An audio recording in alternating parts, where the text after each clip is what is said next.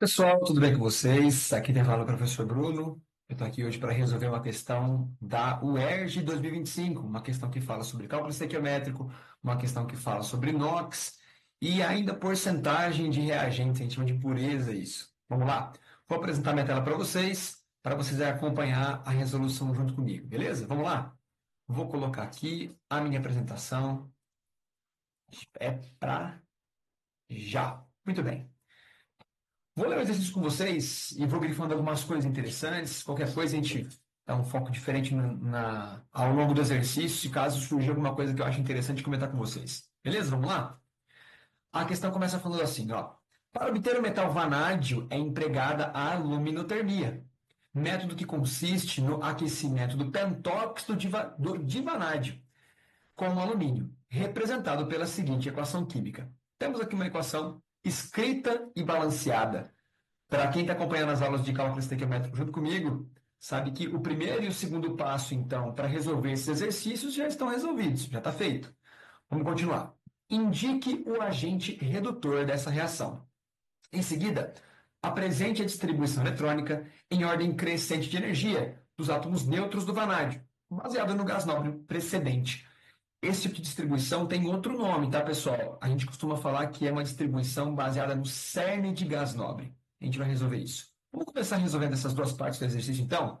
Para a gente conseguir resolver isso melhor, eu deixei essa equação sozinha aqui, ó, livrinha, em uma outra folha para a gente conseguir resolver isso com mais espaço. Primeira coisa, ele pediu para a gente resolver, ou para a gente explicar quem era o agente, ó, vou grifar aqui, ó, redutor dessa reação. Vamos lembrar? Em uma reação que acontece oxidação e redução, sempre vai ter o agente oxidante e o agente redutor. Vamos descobrir quem são esses caras? Primeiro, ó, eu já vou anotar duas substâncias que aqui se encontram, que se encontram na forma de substância simples. Substância simples, o elemento químico sempre vai ter o NOx igual a zero. Agora, para descobrir o NOx dos outros elementos, eu preciso sempre começar pelo NOx do elemento mais conhecido. Entre o vanádio e o oxigênio, eu vou começar pelo oxigênio, que na maioria das substâncias vai ter NOx menos 2. Então, como é que a gente faz? Se eu tenho 5 oxigênios, cada um deles tem NOx menos 2, carga total negativa, vou colocar aqui em cima, menos 10. Só que como o V2O5 é uma substância composta, a soma dos NOx de uma substância composta sempre tem que ser igual a zero. Portanto, se eu tenho 10 cargas negativas, eu vou precisar ter também 10 cargas positivas para dar zero no final. Portanto, se eu tenho 10 cargas positivas e 2 átomos de vanádio nessa substância, cada átomo de vanádio, então, vai ter o NOx mais 5. Perfeito? Muito bem. Observando isso daqui, eu já consigo notar o seguinte. O vanádio, quando ele vai de mais 5 para zero, o NOx dele, dá para perceber uma coisa, ó, o NOx desse elemento está diminuindo. Significa que está acontecendo uma redução. Perfeito? Então, se esse elemento está sofrendo redução, ele vai ser o agente oxidante do outro elemento. Vamos descobrir quem que é esse outro elemento? Dá uma olhada no alumínio aqui, ó. Vamos ver que ele está com NOx zero nos reagentes. Só que nos produtos, vamos tentar ver o NOx dele? Se você quiser fazer de um outro jeito muito simples também, ó, já que eu tenho dois elementos, e essa substância aqui é uma substância iônica, né? Eu tenho um metal e um metal, dá para fazer a regrinha do escorregador, ó. O oxigênio vai ser menos 2, o alumínio vai ser mais 3. Portanto, se a carga dele aqui é mais 3, então vamos olhar para a mudança de NOx do alumínio. Está passando de zero para mais 3. O NOx dele está aumentando. Então, se o NOx do alumínio aumenta, ele está sofrendo, oxe, está sofrendo oxidação. Se esse elemento está sofrendo oxidação, eu posso falar que ele é o agente redutor. Bruno, por que isso? Ué, ele é o agente redutor do outro elemento. Ele causa redução no outro. Por isso, a primeira resposta do nosso exercício já está aqui, ó. Agente redutor dessa reação, a gente acabou de descobrir que é o alumínio. Perfeito? Vamos agora responder a segunda parte do exercício. Ele fala, em seguida, apresente a distribuição eletrônica em ordem crescente de energia, ou seja, seguindo o diagrama de Linus-Pauling, dos átomos neutros de vanádio. A gente precisa de um dado, certo? E a questão forneceu isso para a gente, ó. O átomo de vanádio tem número atômico igual a 23. Se ele possui 23 de número atômico, vamos entender o que significa isso? Número atômico 23, portanto, esse átomo também possui 23 prótons.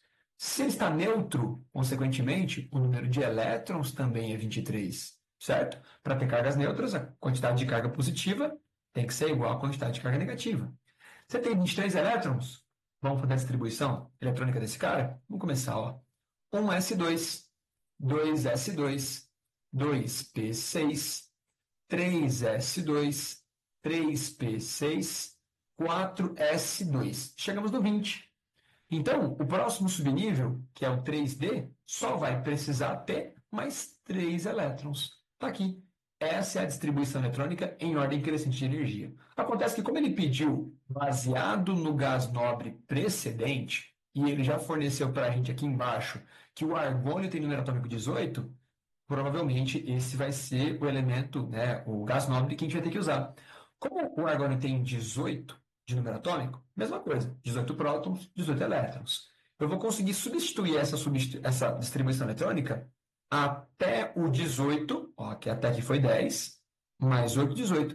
Eu vou conseguir substituir tudo que está aqui pela distribuição do argônio. Portanto, essa distribuição aqui pode ser representada dessa forma, ó.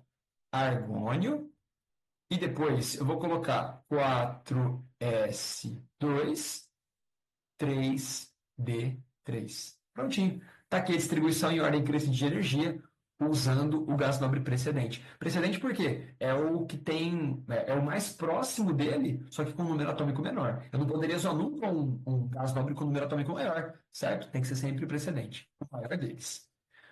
Vamos para a última parte agora? Chegamos na parte do cálculo estequiométrico. Vamos lá. Ó. Determine ainda 100 kg de vanádio formado. Para quem está atento aí nas aulas de cálculo estequiométrico, o que eu faço? Se a minha questão, se a minha equação já está escrita e balanceada, primeiro e segundo passo estão feitos. Terceiro passo, destacar as substâncias que ele cita no texto. Então ele fala assim, ó, ele quer saber a massa em quilogramas de vanádio formado. Ele está falando dessa substância aqui, ó. Eu vou passar 2 slides para frente para agora fazer a parte do cálculo estequiométrico, perfeito? Então eu grifei aqui, 6 vanádio. A partir de 1.400 quilos de pentóxido de vanádio, ele está falando dessa substância. Depois a gente vai ter que usar esse 65 de pureza aqui. Vamos esquecer. Mas vamos lá. Vou grifar as duas substâncias. E o primeiro, o segundo e o terceiro passo estão prontos. O próximo passo era, vamos passar para baixo dessas substâncias que a gente destacou, a proporção em mol entre elas. Então, eu vou colocar aqui, ó, 3 mol dessa substância para 6 mol dessa substância. Perfeito? Agora que eu sei a proporção entre elas, eu vou ver qual é a unidade de medida em que eu vou ter que transformar as duas. Vamos lá? Vou mudar a cor aqui. E agora eu faço na lousa, hein, gente? Ó.